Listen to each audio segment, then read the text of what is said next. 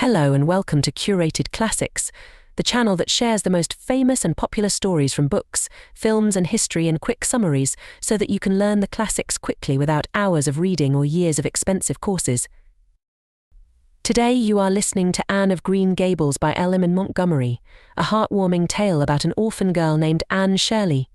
Sent to live with the Cuthbert siblings in the idyllic town of Avonlea, Anne's lively and imaginative nature enchants her new guardians, Matthew and Marilla.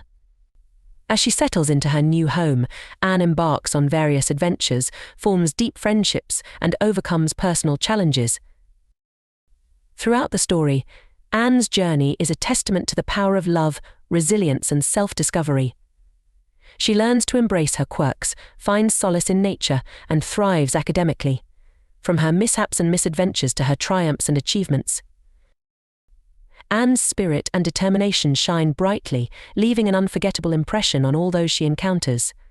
Anne of Green Gables is a timeless coming-of-age story that celebrates the beauty of imagination, the importance of community, and the transformative power of acceptance and self-belief. For a more in-depth understanding of the book, we will now provide a chapter-by-chapter breakdown. Chapter 1: Mrs. Rachel Lynde is surprised. In the opening chapter, we meet Mrs. Rachel Lynde, a nosy and opinionated neighbour in the town of Avonlea. She eagerly awaits the arrival of the new Cuthbert boy, who is supposed to help Matthew Cuthbert with his farm work. However, when Matthew arrives at the train station, he is shocked to find a talkative and imaginative red-haired girl named Anne Shirley. Matthew decides to take Anne home to Green Gables, unsure of how Marilla will react to the unexpected turn of events. Chapter 2: Matthew Cuthbert is surprised.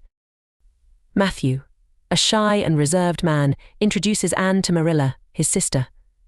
Marilla is taken aback by Anne's chatty and imaginative nature and initially intends to send her back. However, Anne's earnest plea to be allowed to stay touches Matthew's heart, and he convinces Marilla to give Anne a chance. They decide to keep her at Green Gables, and Anne is overjoyed to have a place to call home. Chapter 3: Marilla Cuthbert is surprised. Marilla and Anne gradually begin to develop a deeper understanding of each other. Marilla realizes that beneath Anne's talkative and dramatic exterior lies a lonely and sensitive child. She also learns about Anne's troubled past as an orphan, having spent her early years in different foster homes. Marilla starts to feel a growing affection for Anne and decides to give her a chance to prove herself. Chapter 4: Morning at Green Gables.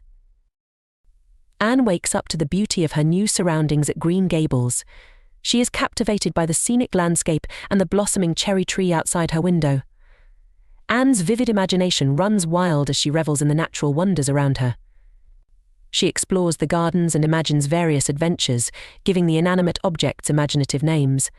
Anne's love for nature is palpable, and she finds solace and joy in the world she has now become a part of. Chapter 5: Anne's history. Anne shares her past with Marilla, revealing her experiences in foster care and the mistreatment she endured. She describes her longing for love, friendship, and a place to belong. Marilla, though still maintaining her practical and cautious demeanor, sympathizes with Anne's struggles and recognizes the depth of her longing.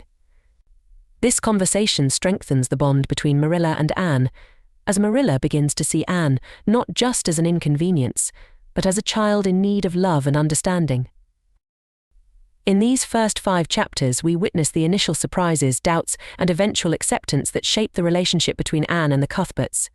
We also gain insight into Anne's vibrant imagination, her ability to find beauty in the world, and her yearning for a stable and loving home. The stage is set for Anne's adventures in Avonlea as she continues to navigate her new life at Green Gables. Chapter 6: Marilla makes up her mind.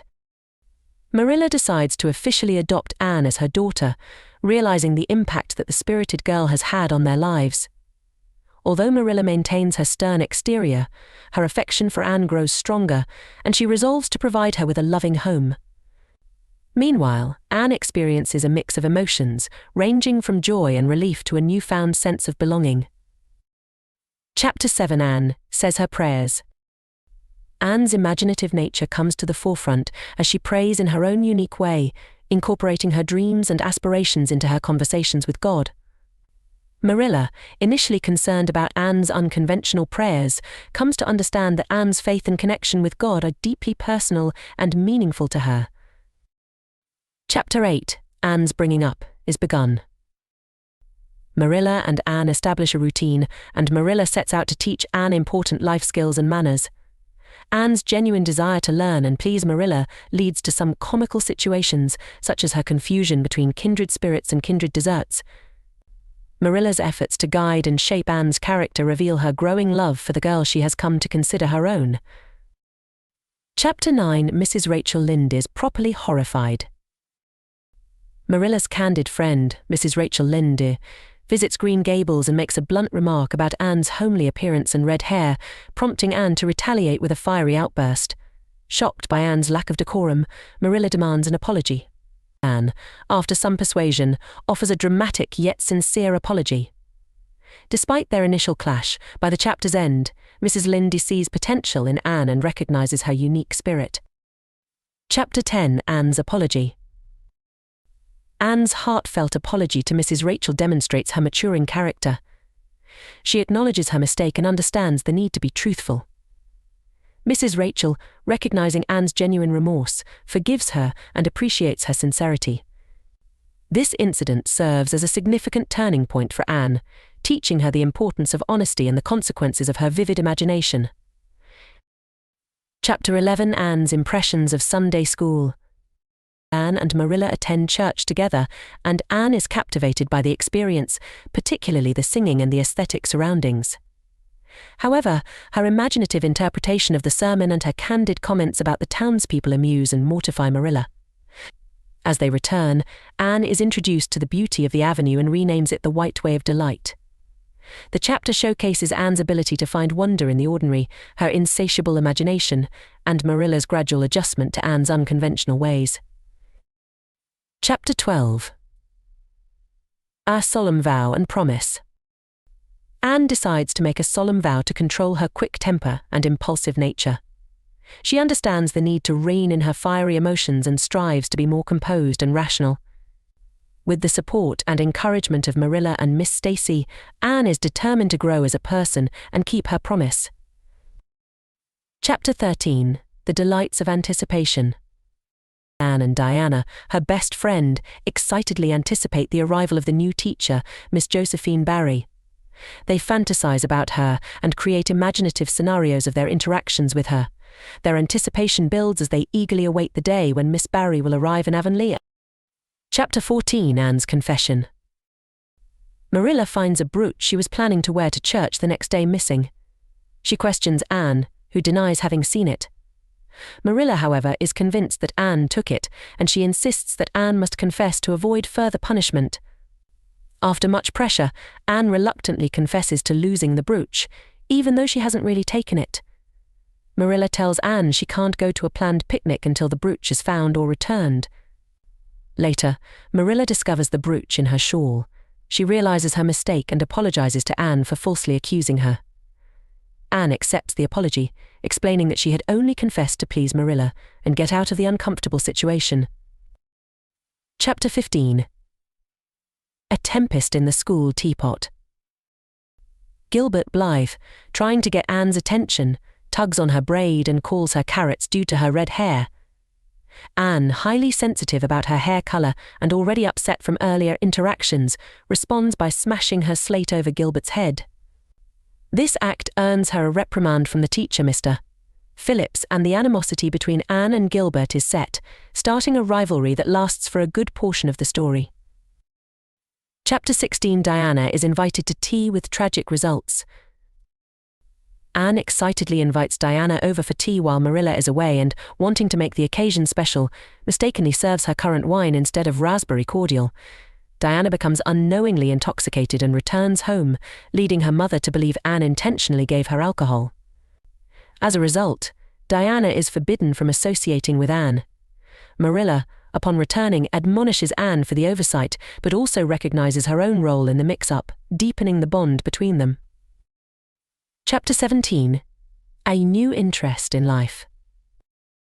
Feeling lonely without Diana, Anne seeks solace in her studies and discovers a newfound interest in academics. She excels in her studies, particularly in English and writing, and finds joy in the pursuit of knowledge. Anne's academic achievements become a source of pride and a way to fill the void left by Diana's absence. Chapter 18. Anne to the rescue. When Marilla's twin cousins, Gertie and Josie Pye, make fun of Anne's red hair, Anne defends herself fiercely. She stands up for her uniqueness and refuses to let their mockery bring her down. Through her bravery, Anne not only asserts her self-worth but also earns respect from her classmates and gains a newfound confidence in herself. Chapter 19. A concert, a catastrophe, and a confession. The Avonlea School hosts a concert, and Anne is excited to participate. However, disaster strikes when she accidentally dyes her hair green instead of raven black. Horrified by the mishap, Anne attempts to fix it but only worsens the situation. Eventually, she admits her mistake to Marilla, who helps her find a solution. With the support of her friends and Marilla's reassurance, Anne performs at the concert, and her mishap turns into a source of laughter and entertainment for the audience. Chapter 20. A good imagination gone wrong. Anne's vivid imagination gets the better of her when she misinterprets a conversation between Marilla and Mrs. Rachel Lynde. Believing she is unwanted, and that Marilla plans to send her back to the orphanage, Anne falls into a deep despair. However, Marilla reassures her of their love and commitment, dispelling Anne's fears and reaffirming her place at Green Gables. Chapter 21. A new departure in flavorings. Anne's friend Diana and her Aunt Josephine send a bottle of raspberry cordial as a gift to Green Gables. Remembering the previous mishap with cordial, Anne and Marilla become overly cautious. They decide to throw the cordial away, but inadvertently mix it with currant wine. The result is a disastrous combination, and the situation becomes comically chaotic. Anne and Marilla are left bewildered but manage to find humor in their mishap. Chapter 22. Anne is invited out to tea. Anne receives a special invitation from Mrs. Rachel Lynde to have tea at her house. Excited by the opportunity, Anne gets caught up in her vivid imagination and makes preparations for an extravagant tea party, imagining herself as a glamorous lady. However, the reality of the tea party turns out to be quite different from Anne's expectations, with Mrs. Rachel's no-nonsense approach leaving Anne feeling somewhat disappointed.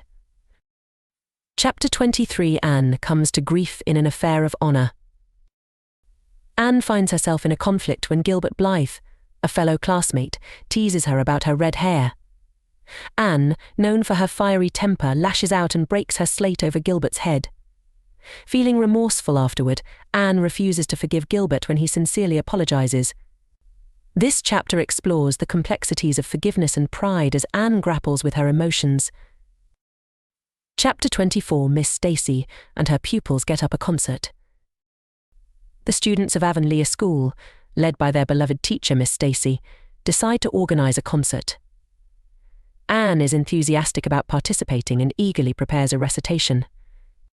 The concert becomes a grand success, showcasing the talents of the students and fostering a sense of camaraderie among them. Anne's recitation receives much praise, further bolstering her confidence and pride in her abilities. Chapter 25. Matthew insists on puffed sleeves. Anne's longing for a dress with puffed sleeves becomes a persistent desire. Despite Marilla's practicality and initial resistance, Anne convinces Matthew to advocate on her behalf. Matthew, smitten by Anne's charm, endeavors to fulfill her wish and surprises her with the coveted puffed sleeve dress. Anne's joy is immeasurable, and the dress symbolizes her growing sense of self-expression and femininity. Chapter 26. The Story Club is formed. Anne, Diana, and their friends form the Story Club, where they take turns creating and sharing imaginative stories. Anne's storytelling prowess shines as she captivates her friends with her vivid narratives. The club becomes an avenue for creativity and friendship, fostering a sense of unity and excitement among its members. Chapter 27. Vanity and vexation of spirit. Anne's desire to look beautiful and glamorous leads her to dye her hair black using a homemade hair dye recipe. However, the result is far from what she expected. Instead of sleek, black hair, Anne ends up with greenish hair. This vexation of spirit causes her distress and embarrassment. With Marilla's help, Anne learns an important lesson about the perils of vanity and the beauty of embracing one's natural self. Chapter 28: An Unfortunate Lily Maid. Anne participates in the annual White Sands school picnic and gets caught up in a romantic game of chance involving a lily maid and a fortune-telling game. However, Anne's romantic daydreams are shattered when she realizes that her chosen fortune leads to heartbreak. This experience teaches Anne about the pitfalls of indulging in unrealistic fantasies and the importance of facing reality. Chapter 29: An Epoch in Anne's Life. Anne's academic journey takes a significant turn as she prepares to graduate from Queen's Academy. She receives her teacher's license and gains recognition for her achievements.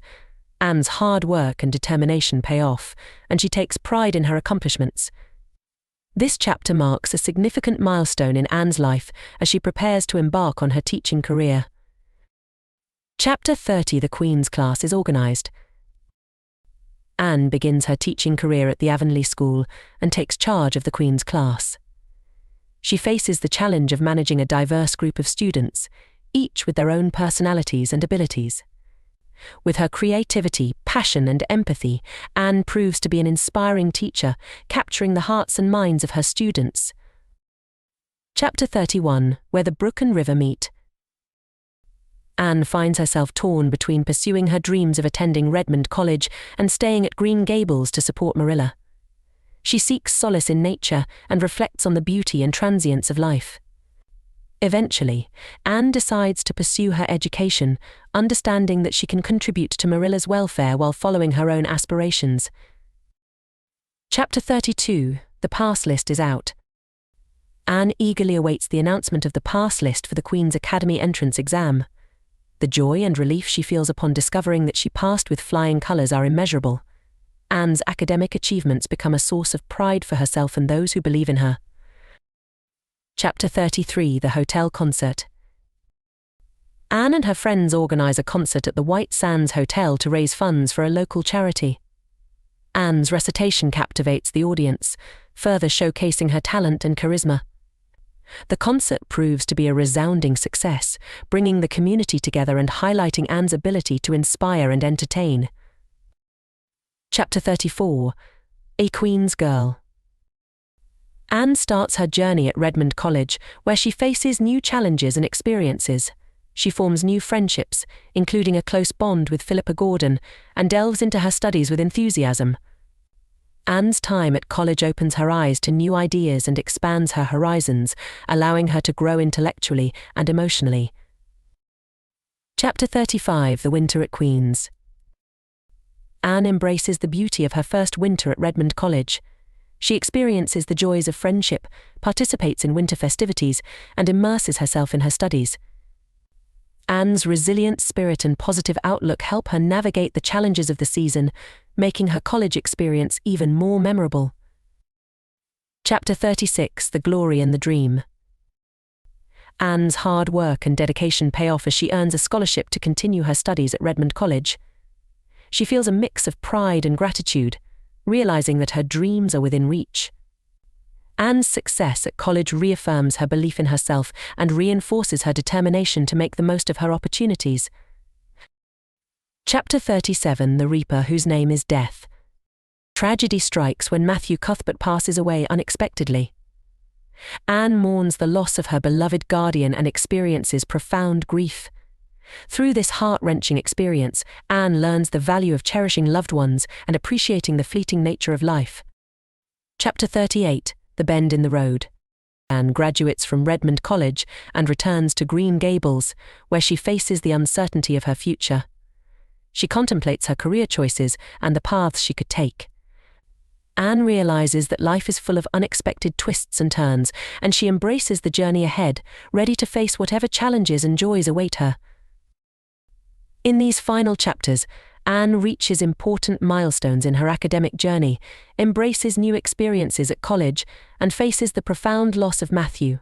Through triumphs and hardships, Anne's character continues to evolve, and she learns valuable lessons about resilience, friendship, and the ever-changing nature of life.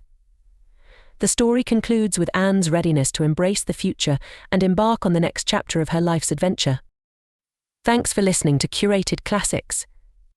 If you enjoyed this story and it provided valuable insights, we hope you will give this video a like by clicking the thumbs up, sharing it with other lifelong learners, and please check out more of the greatest stories throughout history on the Curated Classics channel. See you next time.